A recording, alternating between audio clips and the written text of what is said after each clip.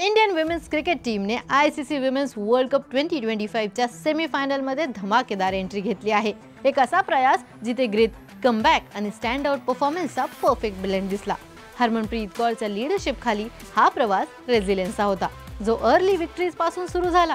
मध्य फेज मध्ये कठीण परिस्थिती समोर आली, पण शेवटी टीमने परफेक्ट टायमिंगने रिडेम्पशन मिळवलं। इंडियाच्या कॅम्पेनची सुरुवात खूप छान झाली। ओपनर मॅच मध्ये श्रीलंका विरुद्ध, जिथे दीप्ती शर्मा आणि अमनजोत कौरच्या पार्टनरशिपने एक मजबूत टोटल तयार केला आणि टीमला डीएलएस मेथडने 59 रन्सची विजय मिळवली। त्याच मोमेंटमने इंडियाने आर्क रायव्हल्स पाकिस्तानवर 88 रन्सचा जबरदस्त विजय मिळवला, जिथे स्मृती मानधना आणि जेमिमा रॉड्रिक्सने समोरून लीडरशिप दिली। पण या स्मूथ स्टार्ट नंतर इंडिया थोडीशी चुकीच्या फेज मध्ये गेली। साऊथ आफ्रिका, ऑस्ट्रेलिया आणि इंग्लंड विरुद्ध टीमला बॅक टू बॅक 3 लॉसेस स्वीकारावे लागले। या डिफीटने टीमच्या मिडल ऑर्डर, कन्सिस्टन्सी आणि प्रेशर सिच्युएशन्स मध्ये डिसिजन मेकिंग वर प्रश्न उठवले। पण जिथे प्रेशर हायेस्ट होता, तिथून इंडियाने धमाकेदार कमबॅक केला। नवी मुंबई मधल्या न्यूझीलंड विरुद्धच्या डू ऑर डाय मॅच मध्ये विमेन इन ब्ल्यूने या टूर्नामेंट मधला सर्वात परफेक्ट परफॉर्मन्स दिला। स्मृती मानधनाने लो स्कोर्स नंतर एक मॅजेस्टिक 109 केले, तर यंग प्रतिका रावलने 122 रन्सची सुपर इनिंग्स खेळत दुसरी ओडीआय सेंचुरी बनवली।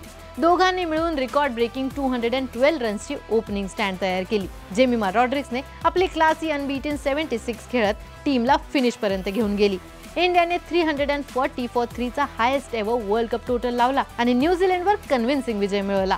हा विजय फक्त सेमीफायनल तिकीटसाठी नव्हता, तर एक कॉन्फिडन्स बूस्टर होता, ज्याने टीमचं बिलीफ पुन्हा मजबूत झालं। पूर्ण टूर्नामेंटमध्ये काही टॉप परफॉर्मर्सने लक्ष वेधले। स्मृती मानधनाने पुन्हा एकदा प्रूव्ह केलं की ती जगातील सर्वात एलिगंट आणि पॉवरफुल बॅटर मधून एक आहे। प्रतिका रावलचा टॉप ऑर्डर मध्ये कॉन्फिडन्स हा एक नवीन पॉझिटिव्ह दिसला, तर दीप्ती शर्माचा ऑलराऊंड परफॉर्मन्स टीमला बॅलन्स देत राहिला। बॉलिंग मध्ये रेणुका सिंग ठाकूर आणि क्रांती गौडने न्यू बॉलवर क्रुशियल ब्रेक थ्रूज दिले, तर स्पिनर्स दीप्ती शर्मा आणि राधा यादवने मिडल ओव्हर्स मध्ये अपोजिशनला चोक केले। पण सर्व चांगल्या गोष्टींसोबत काही वीकनेसही दिसल्या। मिडल ऑर्डरची फ्रेजिलिटी हा एक मेजर इश्यू होता। काही मॅचेस मध्ये स्ट्रॉंग स्टार्ट नंतर कोलॅप्स दिसले। फील्डिंग मध्ये पण कन्सिस्टन्सी कमी दिसली। ड्रॉप कॅचेस आणि मिसफील्डने अपोनेंट्सला चान्स मिळाले। डेथ ओव्हर्स मध्ये बॉलिंग हा एक कन्सर्न राहिला, एस्पेशली ऑस्ट्रेलिया आणि साऊथ आफ्रिका विरुद्ध रन कंट्रोल करायचा स्ट्रगल दिसला। आता सेमीफायनल मध्ये जाताना इंडियाला काही इम्प्रूव्हमेंट्स करायचे आहेत।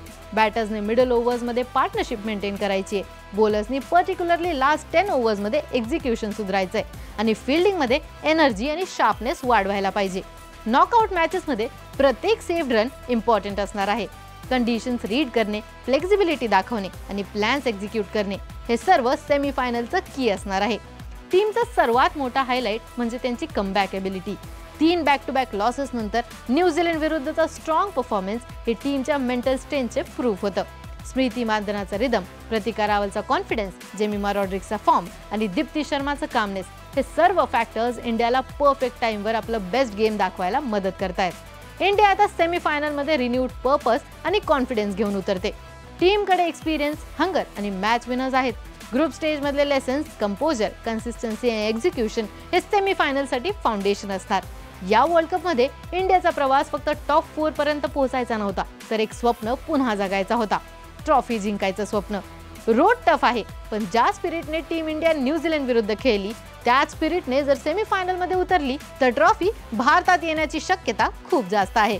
तुम्हाला काय वाटतं? इंडिया ट्रॉफी जिंकायचं स्वप्न पूर्ण करेल की नाही हे आम्हाला कमेंट्स मध्ये कळवा आणि अशाच क्रीडा विषयक ट्रेंडिंग अपडेटसाठी एजीसी स्पोर्ट्सला सबस्क्राइब करायला विसरू नका।